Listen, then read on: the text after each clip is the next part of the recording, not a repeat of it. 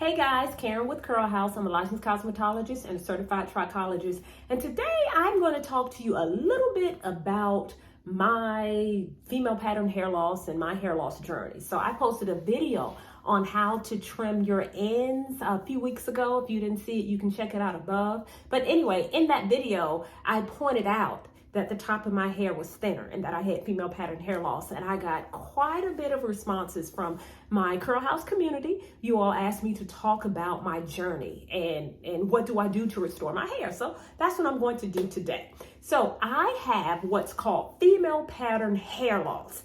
Female pattern hair loss is like the #1 cause of hair loss in women, like period. And female pattern hair loss is genetic. So it's also called androgenetic hair loss. So it is in your genes. It is hereditary. You can get it from your mom's side, you can get it from your dad's side. But a lot of times, not always, you may actually see someone in your family who has hair loss. My dad had hair loss. My brothers, bless their hearts, by the time all three of them were 30, they were bald. A lot of times in women, you don't start to see patterns of the hair loss until like you're in your 40s and 50s and 60s, or when you're menopausal, because what happens during that time, your estrogen levels start to decrease. And that is in part what causes the female pattern hair loss. So what it looks like the top of your hair is getting thinner and shorter. And that's exactly what happened to my hair. So this is just a picture of what female pattern hair loss looks like. This is the general picture. Sometimes it looks different in different women, but for the most part, if you put a part down the middle of your head, that part starts to get wider and wider. Now for me, in addition to the part getting wider, I was also losing my edges around here. Like they were getting thinner and thinner and thinner. And a lot of times when your edges, or more specifically rather, let me use my correct terms, when your temple area start to getting thinner or balder, a lot of times that may be in part hormonal hair loss too. Like a lot of women who have children, who are pregnant, they notice after they have their child, like their temples area, they just go bald, they disappear. Hormonal hair loss. Let me just talk to you about what I do and what I did. In terms of the hair loss in general, I knew something was off with my hair about 5 years ago. Actually, let me go way back. In my 20s, I knew the top of my hair was a little different. I had a relaxer in the top of my hair, but I knew something was a little off because the top of my hair always grew kind of slow and it was always a little thinner. So I attribute it to the relaxer, and that's in part why I went natural, because the top of my hair just got so thin and so short to the point where I just had to wear a bang. Like as you can see in this picture, my hair was long, but I always just wore a bang because that part grew shorter. It just wouldn't grow the same. So that's why I went natural. And going natural absolutely did help. But even with my natural hair, I just noticed it was just never the same as everything else. But about 5 years ago, when I decided to become a trichologist, not for myself, because I was just seeing more and more of my clients were losing their hair, and guess what? They didn't have no relaxer. That's when I realized it's not the relaxer, or it's not just the relaxer, because sometimes a relaxer may contribute to hair loss. I knew it was something else. Something else was going on. That's why I became a trichologist. So in my studies, that's when I realized it's like a light bulb went off. Something ain't right up here. The top of my hair is just getting thinner, and it just clearly grows much slower than everything else.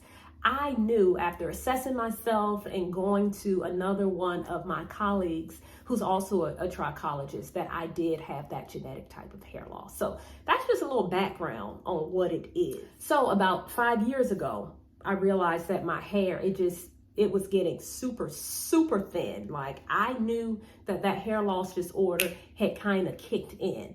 It's as a trichologist, I wasn't thinking that 5 years later I'll be sitting here on YouTube telling you this story. So I didn't even take any pictures of what it looked like then. But I can show you these pictures.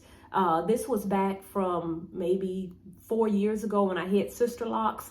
This just shows you the top of my hair compared to the back and the sides. So you can actually see in these pictures how much thinner my hair is in that top area as opposed to everything else, because you can't really see it. When I have my hair out and I'm wearing it curly, it's like you can't even tell. But you can see in these pictures that, yeah, it is shorter and it is much thinner than everything else. But it is managed. It is managed. And that is what I encourage you all to do. If you are dealing with female pattern hair loss, you need to manage it. And the earlier you manage it, or the earlier you stabilize it, the better your results will be. So female pattern hair loss, because it is genetic, you'll have it. It's in your genes, so it's not going anywhere, but you can manage it so that your hair continues to grow. So let me tell you what I do to manage my hair. The first thing that I did back then, as a trichologist, I know how to treat hair loss. I never thought I would have to treat myself, but I had to start practice what I was preaching, because this has been about 5 years, y'all. I had to start with my lifestyle. So I didn't have a horrible lifestyle back then, but it certainly wasn't the one that I have now.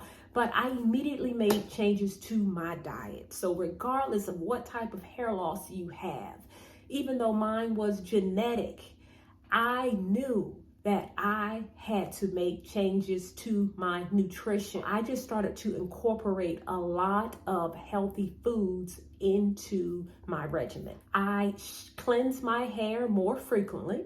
I did not have my Curl House product line back then, but I used another Curl House line that was really designed for scalp care.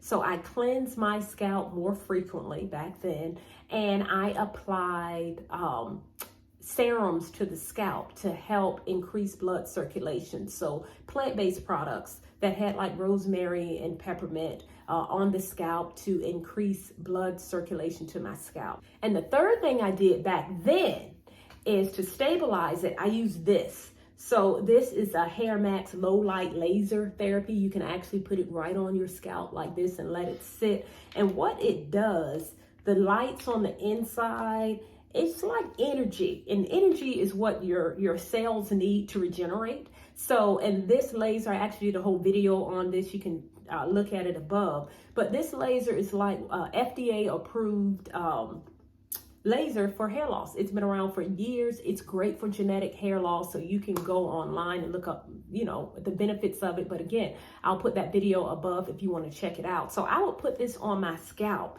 3 or 4 times a week to really help increase that blood circulation back then, to stabilize it. So between my lifestyle changes with my proper eating, just putting the products in my scalp, cleansing my scalp more, adding the scalp serum I was using back then, and using this laser, I was able to stop the hair from coming out. So that was then. Fast forward now, what I do now is very similar, but I've switched it up just a little. Now, in terms of what I eat, it's at another level now. Now I am plant-based, so I do not eat any meat. I eat a lot of fresh fruits and vegetables, green leafy vegetables. I eat a lot of beans. So I'm very, very particular about what I eat. I drink at least a gallon of water every single day.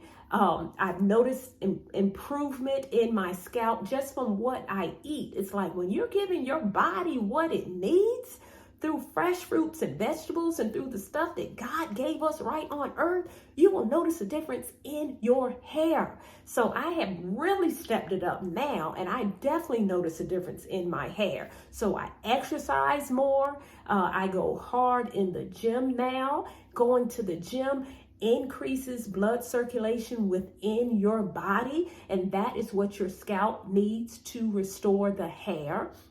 The foods that I eat a lot of estrogen-rich foods, which is found in many of your fresh fruits and vegetables, because a lot of times with female pattern hair loss, it's that it's the estrogen or it's the hormone component within your body. So if you're going through menopause, for example, if that is what may have brought on your female pattern hair loss, your estrogen levels are lowered. Your androgen, which is your male hormone, are increased. So when you're eating the proper foods, you may be able to help balance that out. So I eat much healthier. I exercise more to improve blood circulation to my scalp. And as a result, because I'm doing the things to increase that blood circulation to the scalp, I don't really use this anymore. On occasion, because I still have it, I might pop it on my head from time to time, but I don't really use this the way I once used it because my body is to a place, I believe it is at optimal health because I am taking that holistic approach where I am, again, exercising and eating right. So that's like the baseline.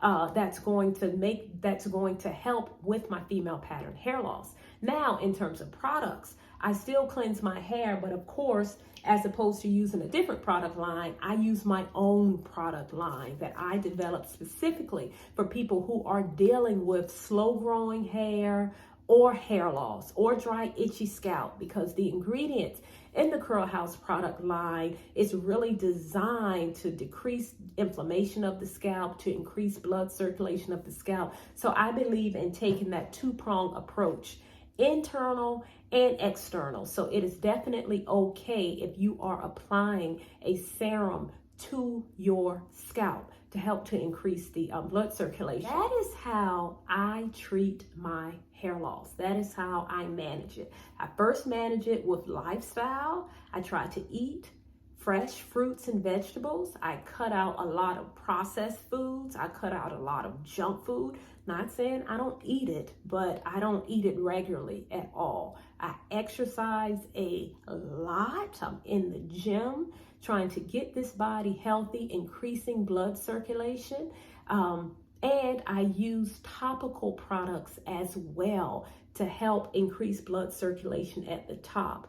I massage my scalp as well. That's something else that you can do. And I would say the fourth thing and the most important thing that I do is that I pray.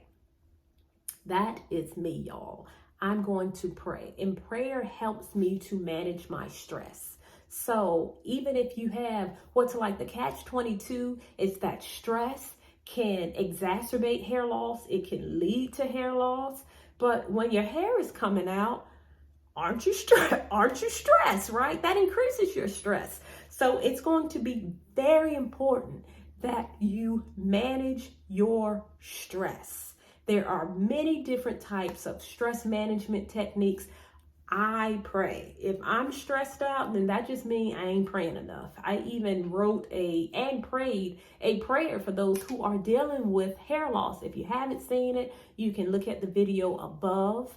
And so that may help you, that prayer. But in that prayer, you'll notice that I talk about a lot of things, not just your hair. So I hope these things have helped you for those who wanted to know how I manage my female pattern hair loss. Hopefully you can incorporate some of these things into your lifestyle. You can also see a trichologist. You can also see your dermatologist. You can also see your doctor as well. Okay, I hope this video helped you all. If you like it, make sure you give me a thumbs up. And until we talk again.